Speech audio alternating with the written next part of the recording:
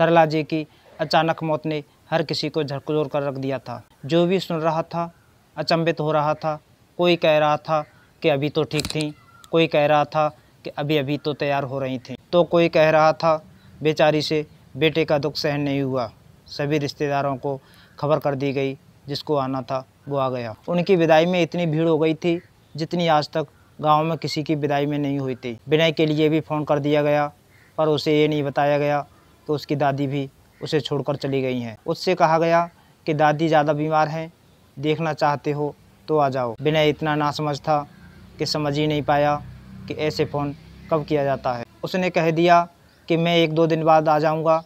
दूसरे दिन जब दोबारा साथ रहने वाले से फ़ोन पर पूरी बात बताई गई, तब विनय को पता चला कि उसकी दुनिया उजड़ गई है।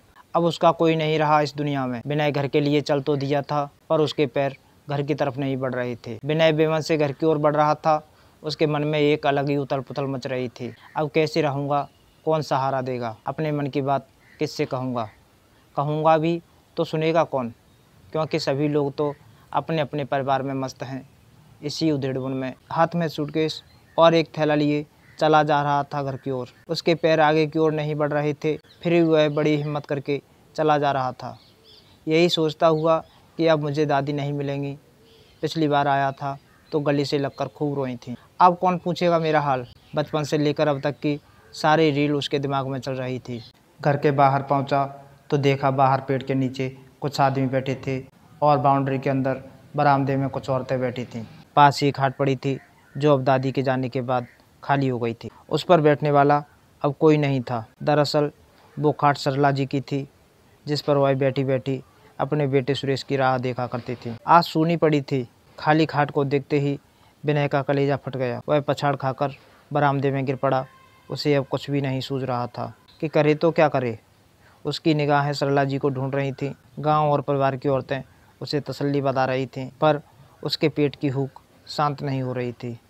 उसने जैसे तैसे खुद को संभालना शुरू किया। अब विनय ने अकेले रहने की आदत डाल ली। आदत नहीं भी डालता तो क्या करता, उसकी सुनने वाला कौन था अब, जिसे वो अपने मन की बात बताता। कोई उससे पूछता भी नहीं था, तो वह भी किसी को कुछ भी बताना ज़रूरी नहीं समझता। खैर बताता भी तो सुनता कौन। अब तो विनय बिल्कुल अकेला पड़ गया। उससे कोई ये भी नहीं कहता कि अकेले क्यों बैठे हो, हमारे पास आकर बैठ जाओ। इन सब बातों का विनय के दिल और दिमाग पर बहुत गलत प्रभाव पड़ रहा था। वह किसी से भी बात करने में झिझकता था। किसी से कोई बात करनी होती तो एक विशेष तरह का डर उसे लगने लगता। अब घर वालों का व्यवहार भी कुछ बदला हुआ सा महसूस कर रहा था। विनय घर का सारा काम करता, फालतू समय में अकेला बैठा रहता, या फिर कोई पुरानी किताब मिल जाती तो उसे पढ़ता रहता, क्योंकि उसकी पढ़ाई तो उसके पिता सुरेश ने ही बंद करवा दी थी। विनय का पढ़ने का बहुत मन करता था, पर अब क्या करे, किससे कहे कि वह पढ़ना चाहता है, और कहेगा भी तो उसके मन की कौन सुनेगा। सबको अपने अपने परिवार की चिंता है। विनय घर से लेकर बाहर तक के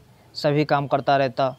अगर जरा सी भी गलती हो जाती तो तानेबाजी शुरू हो जाती। अब उसकी हैसियत एक फ्री के नौकर से ज़्यादा नहीं थी। सारा दिन काम में लगे रहने के बाद उसे 2 वक्त की रोटी के लिए सभी के मुंह की तरफ देखना पड़ता। दूध घी की तो उम्मीद ही कहाँ थी। विनय का मन भी सब कुछ खाने का करता, पर अब कौन सी उसकी माँ बैठी थी जो उसके खाने पीने का ध्यान रखती। गाँव के लड़के पढ़ने जाते तो वह उदास मन से उन्हें देखता रहता। जब कभी भी आगे पढ़ने की इच्छा जताता तो उससे एक ही बात कही जाती, कमा कर ज़्यादा ला रहे हो, हम तुम्हारा पेट भर रहे हैं, ये कौन सा कम है। अपने बच्चों को पढ़ाएं लिखाएं या तुम्हारी इच्छाओं की पूर्ति करें। ऐसे ही रो धोकर समय गुजर रहा था। पास के ही गांव में एक प्राइवेट विद्यालय चल रहा था। उस विद्यालय के प्रबंधक ने विनय को 12वीं तक पढ़ाया था।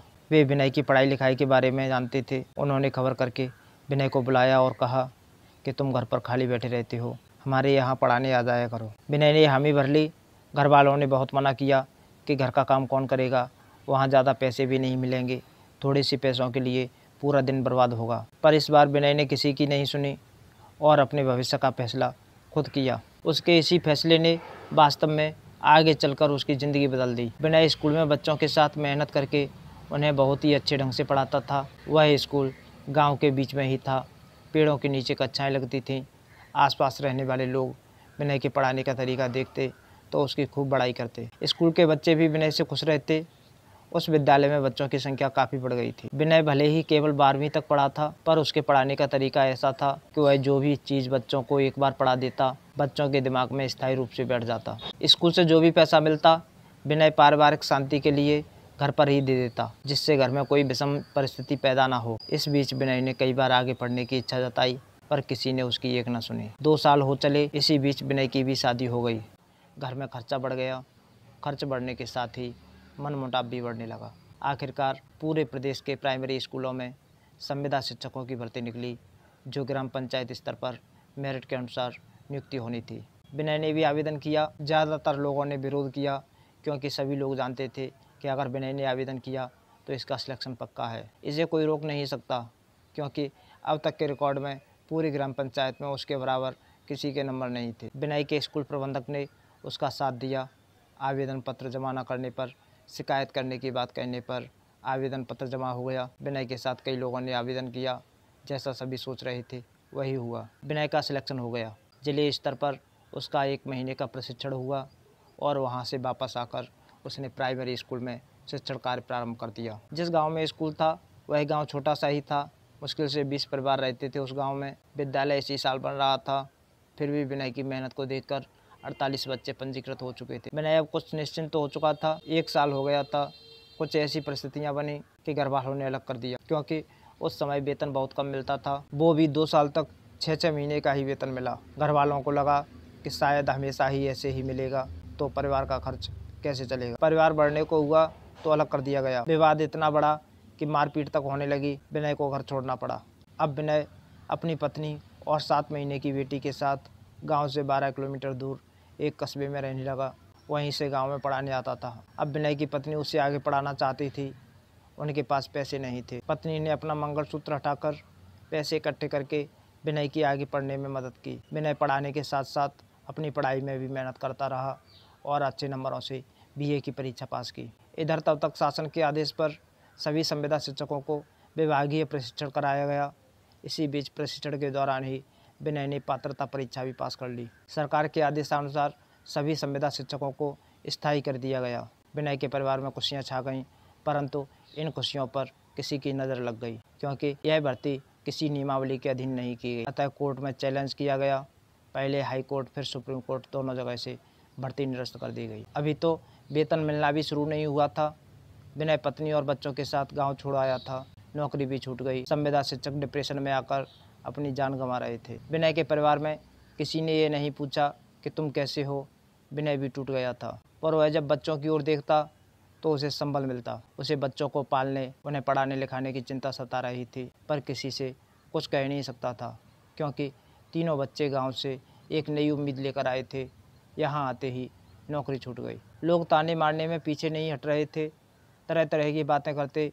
कोई कहता पढ़े लिखे नहीं थे, कोई कहता टेस्ट में फेल हो गए, कोई कुछ कहता, कोई कुछ। पर विनय ने खुद को संभाला और मजबूत बनाए रखा। इधर सुप्रीम कोर्ट ने आगामी 2 भर्तियों में वेटेज देने का आदेश सरकार को दिया था।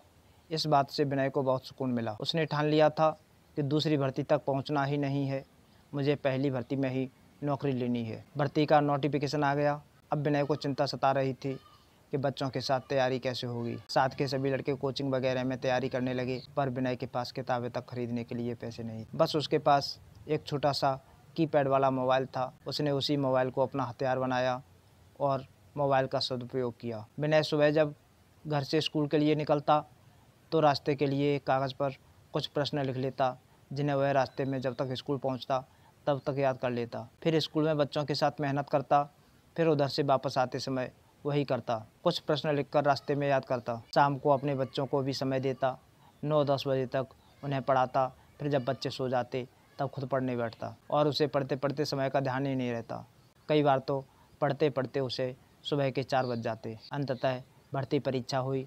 जब परिणाम आया तो उस समय तीनों बच्चों के साथ विनय की पत्नी विनय के पास ही बैठी थी। 5 सदस्य भगवान से डोर लगाए हुए थे। जैसे ही विनय ने अपने मोबाइल से रिजल्ट चेक किया तो रिजल्ट देखकर सब खुशी से उछल पड़े। आज विनय के उस प्राइवेट स्कूल में पढ़ाने वाले फैसले ने वास्तव में उसकी ज़िंदगी बदल दी, बच्चों के भविष्य का रास्ता बदल दिया। अगर विनय ने उस समय अपने घर वालों की बात मान ली होती और प्राइवेट स्कूल में पढ़ाने नहीं जाता तो आज विनय इस लाइन में नहीं होता। कहीं मेहनत मजदूरी करके बच्चे पाल रहा होता। आज विनय ने सबकी बोलती बंद कर दी। जो लोग ताने मारने से बाज नहीं आते थे, अब विनय की मेहनत की दुहाई देते नहीं थक रहे थे। आज विनय को अपनी दादी सरला जी की सेवा करने का असली फल मिल गया था। सरला जी कहती थीं, तू जहाँ भी रहेगा दुखी नहीं रहेगा, हर जगह तेरा सम्मान होगा। आज उनका आशीर्वाद पूरा हो गया। परिणाम आते ही विनय अपने कागज़ वगैरह बनवाने में लग गया। उसके मूल प्रमाण पत्र जमा हो गए और 5 सितंबर को शिक्षक दिवस के अवसर पर उसे नियुक्ति पत्र मिल गया। परिवार में एक बार फिर खुशियों ने अपना कदम रखा। बच्चे फूले नहीं समा रहे थे। विनय को स्कूल भी घर के पास ही मिला। धीरे धीरे 1 साल बाद विनय ने एक प्लॉट लेकर उसमें अपना खुद का मकान बनवा लिया। अब विनय अपनी पत्नी और बच्चों के साथ अपने नए मकान में रहने लगा और हंसी खुशी रहते हुए मकान कब घर बन गया पता ही नहीं चला। दोस्तों, आपको ये कहानी कैसी लगी नीचे कमेंट बॉक्स में कमेंट करके ज़रूर बताएं। वीडियो को लाइक करें, शेयर करें और चैनल पर नए हैं तो चैनल को सब्सक्राइब करके बेल आइकन दबा दें, जिससे मेरे आने वाली सभी वीडियोज़ की नोटिफिकेशन आपको समय पर मिलती रहे। धन्यवाद।